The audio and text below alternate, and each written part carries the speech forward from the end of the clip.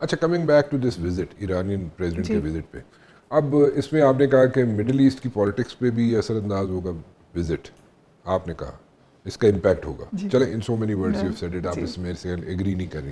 خیر anyways نہیں I agree with you, but I am seeing کہ اگر آپ ویسٹرن تھاٹ پروسیس اس وقت دیکھیں نا تو ایران کی ریلیونس بڑھی ہے، ایران کی ریزیلینس نے ایران کی ریلیونس کو بڑھایا ہے. سوچ یہ تھی کہ یہ جو مڈل ایسٹ کا کانفلکٹ تھا جس میں انہوں نے ایرانین پراکسی نیٹ ورکس کو تباہ برباد کر دیا تھا، ختم کر دیا تھا، نتیجتاً انہوں نے لگا تھا کہ اب ایران کسی ریزسٹنس کے قابل نہیں رہا ہے، کیونکہ دہائیوں سے جو ایران کی اسٹریٹجی تھی وہ یہ تھی کہ وہ جنگ کو اپنی دہلیز سے دور رکھتا تھا، اور مڈل ایسٹ میں اس کی پراکسیز تھیں جو اس کی جنگ لڑتی تھیں، حزب اللہ تھا، حماس تھا، سیریا میں پریزنس تھی. تو آپ دیکھیں کہ 7 اکتوبر کا فائدہ اٹھاتے ہوئے اسرائیل نے ایرانین پراکسیز کو بھی مڈل ایسٹ میں ختم کیا ہے، اور پھر وہ بہت عرصے سے ایک ڈائریکٹ ایران کے ساتھ کانفرنٹیشن چاہتا تھا اور اس میں امریکہ کو بھی لانا چاہتا تھا، لیکن وہ ہوا اور جتنی تیزی سے امریکہ آیا تھا اتنی تیزی سے امریکہ اس سے باہر نکلا اور پھر وہ میڈیشن کے رول میں چلا گیا. لیکن ایران کی ریلیونس ری ایمرج ہوئی ہے، ری اسٹیبلش ہوئی ہے. If you talk about the proxies, ٹھیک ہے، جو کہ ایران نے اسپریڈ کی ہوئی ہے، کی تھی ابھی بھی مطلب ابھی دیکھیے حماس بہت ویک پوزیشن میں ہے، حزب اللہ بہت کمزور پوزیشن میں ہے، سیریا میں تو بالکل ایکویژن ہی تبدیل ہو گئی ہے، عراق میں سپورٹ ہے ایران کے لیے ابھی بھی بیکاز شیعیٹ رجیم ہے. لیکن یہ بھی تمام چیزیں جو مڈل ایسٹرن پالیٹکس ہے اس میں the rise of Iran is US blunders. لیکن مجھے ایک بات جو سمجھنا چاہ رہا ہوں میں، مجھے ایجوکیٹ کر دیں آپ کہ جناب یہ پراکسیز جو ہے ختم کر لے گا ایران کا جو انفراسٹرکچر تھا نا ان پراکسیز کا، وہ ٹھیک ہے لیکن وہ تباہ ہو گیا. اب جب ہاں میرے خیال ہے کہ اس وقت بے انتہا کمزور، ویکسٹ فوٹنگ ایور. سو اس کا مطلب یہ ہوا کہ جو آبجیکٹیوز تھے جو اسرائیل کے تھے یا فار دیٹ میٹر امریکہ کے تھے، they have met those objectives, right? دیکھیے جو جنگیں ہوتی ہیں نا ان کے ایک ٹینجیبل چیزیں ہوتی ہیں اور ایک انٹینجیبل چیزیں ہوتی ہیں.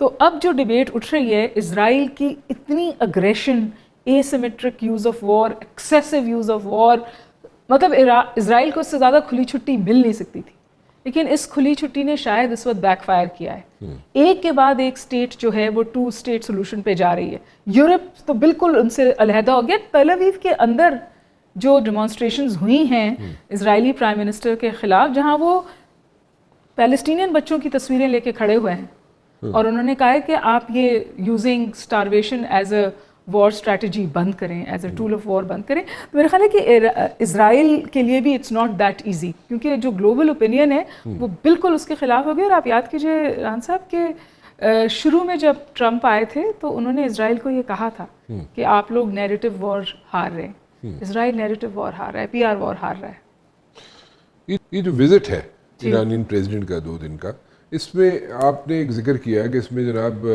اس پہ بھی بات ہو سکتی ہے، نیوکلیئر پہ بھی، ایرانین نیوکلیئر کیپیبلٹی پہ بھی بات ہو سکتی ہے.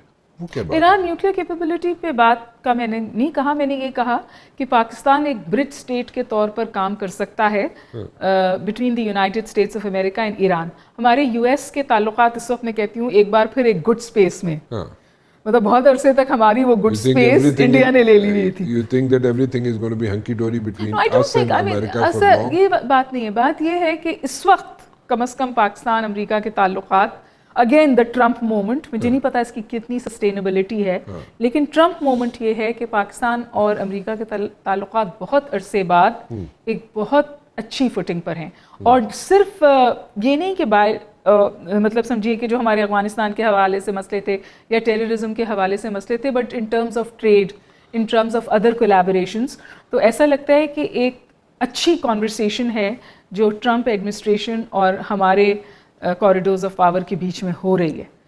اس کی سسٹینیبلٹی کے حوالے سے آئی ہیو ہیوج کویسچنز. اور پھر میں یہ بھی کہتی ہوں کہ اس کی کیا قیمت پاکستان کو ادا کرنی پڑے، کیونکہ ہم جب بھی امریکہ کے ساتھ کنورجنس میں گئے ہیں ماضی میں، اس کی جو ہمیں قیمت ادا کرنی پڑی ہے وہ سخت ہو رہی ہے.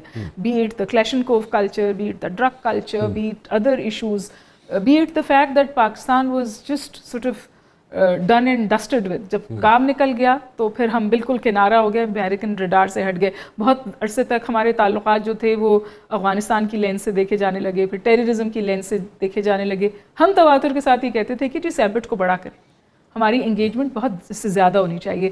تو اب ایسا لگ رہا ہے کہ وہ ہو رہا ہے، بالخصوص آن دا اکنامک فرنٹ، جو پاکستان کے لیے بہت خوشائند بات ہے، کیونکہ ہمارا largest destination of our exports is the United States. Ibrahim accord के बारे में अमेरिका जो है वो बड़ा सीरियस लगता है, ठीक है? Trump बहुत serious है.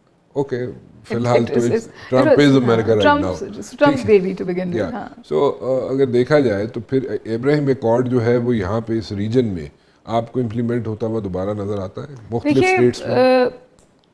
फ़लस्तीनियों ने ना बहुत बड़ी कीमत अदा की है 2 स्टेट सोल्यूशन को ज़िंदा रखने के लिए, क्योंकि 7 अक्टूबर के बाद उन्होंने लिटरली एक सुसाइडल अटेम्प्ट की थी कि इब्राहिम अकॉर्ड्स जो है वो इम्प्लीमेंट ना हो जाए, क्योंकि फिर पैलेस्टीनियन स्टेट बिल्कुल इररेलेवेंट हो जाती, उसके बारे में कोई बात भी ना करता.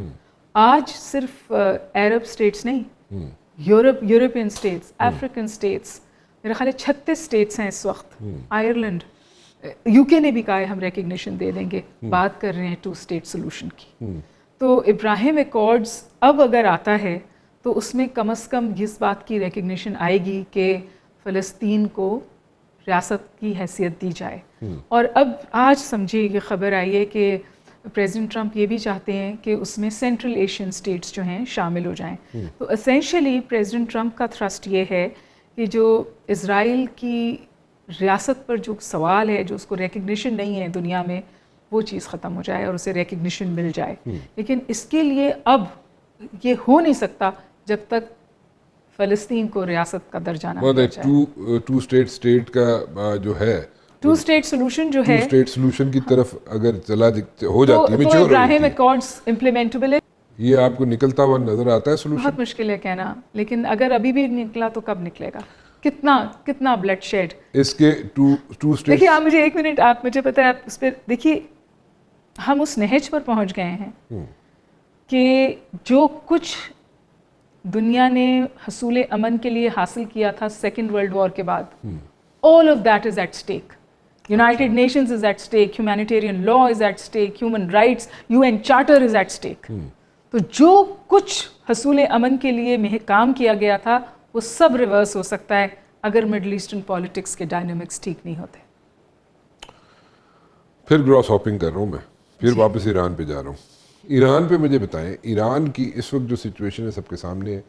प्रॉक्सीज का आपने बता दिया कि इस वक्त जनाब लोएस्ट लेवल पे बिल्कुल गिरा हुआ है उनका graph, which they were good at, Iranians were good at. अब इसको दोबारा आप समझती हैं कि जो बातें जो इजराइल या फॉर दैट मैटर अमेरिका जो चाहता है कि ईरान शुड डू, वहाँ पे ज़ीरो टॉलरेंस है when it comes to like nuclear enrichment या न्यूक्लियर कैपेबिलिटी, तो वो आपके ख्याल में होती नज़र आती है आपको ईरान में? देखिए, ईरान में जो उनकी सबसे बड़ी ख्वाहिश है, इज़राइल की भी और शायद वेस्टर्न कैपिटल्स की, बिलखुसूस वाशिंगटन की, वो चेंज ऑफ रिजीम है. वो चाहते हैं, और ज़ाहिर है चेंज होती हुई नज़र आती है? नहीं, मुझे नहीं नज़र आती. अच्छा. क्योंकि 1 दिस इज़ रेजिलिएंट, और 2 जो ये हालात बने, इससे जो हमेशा हुकूमतें होती हैं वो स्ट्रेंथन होती हैं, कमज़ोर नहीं होती. अच्छा. जब आप अंदर से जो हुकूमतें गिरती हैं फिर वो वाकई गिरती हैं, लेकिन जो रिजीम चेंज, जो रिजीम इंजीनियरिंग होती है, ये बैकफायर करती है. बाखबर रहिए हर जगह, हर वक्त, बर वक्त.